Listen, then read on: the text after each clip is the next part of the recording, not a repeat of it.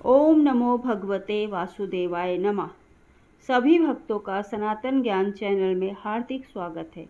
आज हम जानेंगे वर्ष की सबसे श्रेष्ठ एकादशी निर्जला एकादशी की पावन व्रत कथा। यह व्रत क्यों किया जाता है, इसकी महिमा क्या है और इसका महत्व अन्य सभी एकादशियों से अधिक क्यों मानी जाती है। यह व्रत पापों का नाश करती है, रोगों से छुटकारा दिलाती है और मृत्यु के पश्चात मोक्ष की प्राप्ति करवाती है। इस दिन व्यक्ति दिन भर उपवास करके रात में श्री हरि विष्णु का भजन कीर्तन करते हैं। निर्जला एकादशी के दिन श्री विष्णु की पूजा करनी चाहिए, उन्हें तुलसी दल अर्पित करना चाहिए और रात को जागरण और भजन कीर्तन करना चाहिए। फिर द्वादशी तिथि पर ब्राह्मणों को दान दक्षिणा देकर व्रत को पूर्ण करना चाहिए। निर्जला एकादशी पर भगवान विष्णु की विधिवत पूजा करने के साथ साथ अंत में इस व्रत कथा का पाठ अवश्य करना चाहिए। हिंदू धर्म में निर्जला एकादशी का विशेष महत्व होता है। 24 एकादशियों में से इसे सबसे कठोर एकादशी में से एक माना जाता है, क्योंकि इस दिन बिना अन्न और जल ग्रहण किए यह व्रत रखा जाता है। हिंदू पंचांग के अनुसार ज्येष्ठ मास के शुक्ल पक्ष की एकादशी तिथि को यह व्रत किया जाता है। इसे भीमसेनी एकादशी भी कहते हैं। इस साल निर्जला एकादशी का व्रत 2 दिन रखा जा रहा है, 6 जून और 7 जून को। हिंदू धर्म में इस व्रत का धार्मिक महत्व भी बहुत ज़्यादा है। इस दिन भगवान विष्णु की विधिवत पूजा करने के साथ साथ निर्जला व्रत रखने का विधान होता है। इसके साथ ही इस दिन दान देने से कई गुना अधिक फलों की प्राप्ति होती है और समस्त पापों से हमें मुक्ति मिलती है। इस दिन विष्णु जी, माँ लक्ष्मी जी की विधिवत पूजा करने के बाद व्रत कथा अवश्य पढ़ना चाहिए। इससे आपकी पूजा पूर्ण मानी जाती है। तो आइए जानते हैं निर्जला एकादशी का शुभ मुहूर्त और संपूर्ण व्रत कथा। इस साल ज्येष्ठ माह के शुक्ल पक्ष की एकादशी तिथि का आरंभ 6 जून को रात 2:15 पर होगा और जेठ मास के शुक्ल पक्ष की एकादशी तिथि का समापन 7 जून को सुबह 4:47 पर समाप्त होगी। ऐसे में उदया तिथि के आधार पर निर्जला एकादशी व्रत 6 जून को रखा जाएगा, जो कि गृहस्थ लोग रख सकते हैं।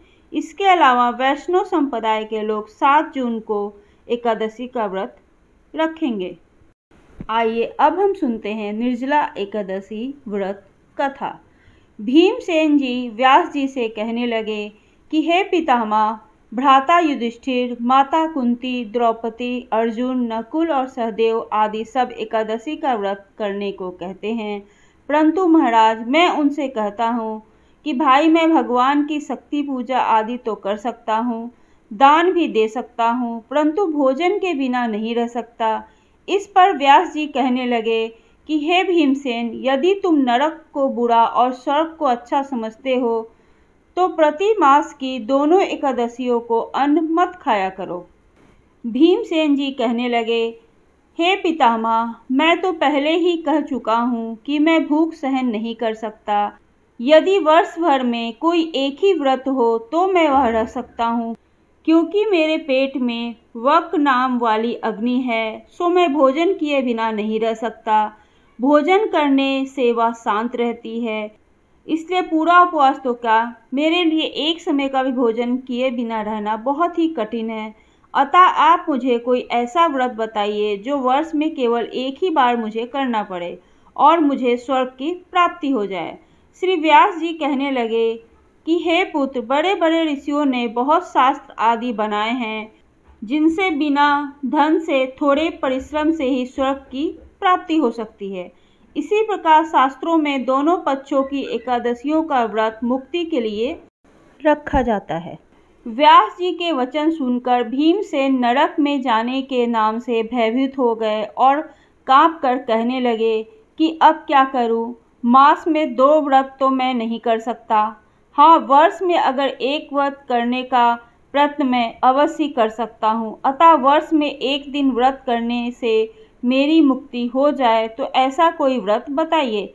यह सुनकर व्यास जी कहने लगे कि वृषभ और मिथुन की संक्रांति के बीच जेठ मास के शुक्ल पक्ष की जो एकादशी आती है उसका नाम निर्जला एकादशी है। तुम उस एकादशी का व्रत करो। इस एकादशी के व्रत में स्नान और आचमन के सिवा जल वर्जित है। आचमन में 6 मासे से अधिक जल नहीं होना चाहिए, अन्यथा वह मद्यपान के सदृश हो जाता है। इस दिन भोजन नहीं करना चाहिए क्योंकि भोजन करने से व्रत नष्ट हो जाता है। यदि निर्जला एकादशी के दिन सूर्योदय से लेकर द्वादशी के सूर्योदय तक जल ग्रहण ना करें तो व्यक्ति को सारी एकादशियों के व्रत का फल प्राप्त होता है। द्वादशी को सूर्योदय से पहले उठकर स्नान आदि करके ब्राह्मणों का दान आदि देना चाहिए। उसके पश्चात भूखे और सत्यप्रात ब्राह्मण को भोजन कराकर फिर आप भोजन कर सकते हैं। इसका फल पूरे 1 वर्ष की संपूर्ण एकादशियों के बराबर होता है। व्यास जी कहने लगे कि हे भीमसेन, यह मुझको स्वयं भगवान ने बताया है। इस एकादशी का पुण्य समस्त तीर्थों और दानों से अधिक है।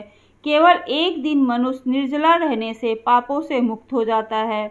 जो मनुष्य निर्जला एकादशी का व्रत करते हैं उनकी मृत्यु के समय यमदूत आकर नहीं घेरते, वरना भगवान के पार्षद उसे पुष्पक विमान में बिठाकर स्वर्ग ले जाते हैं।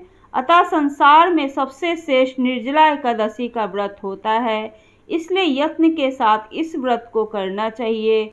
इस दिन ओम नमो भगवते वासुदेवाय मंत्र का उच्चारण करना चाहिए और गौदान करना चाहिए।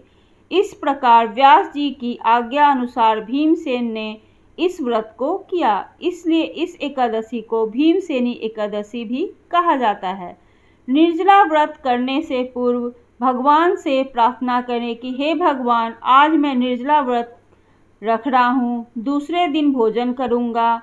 मैं इस व्रत को श्रद्धापूर्वक करूँगा, अतः आपकी कृपा से मेरे सारे पाप नष्ट हो जाएं। इस दिन जल से भरा हुआ एक घड़ा वस्त्र से ढककर स्वर्ण सहित दान करना चाहिए।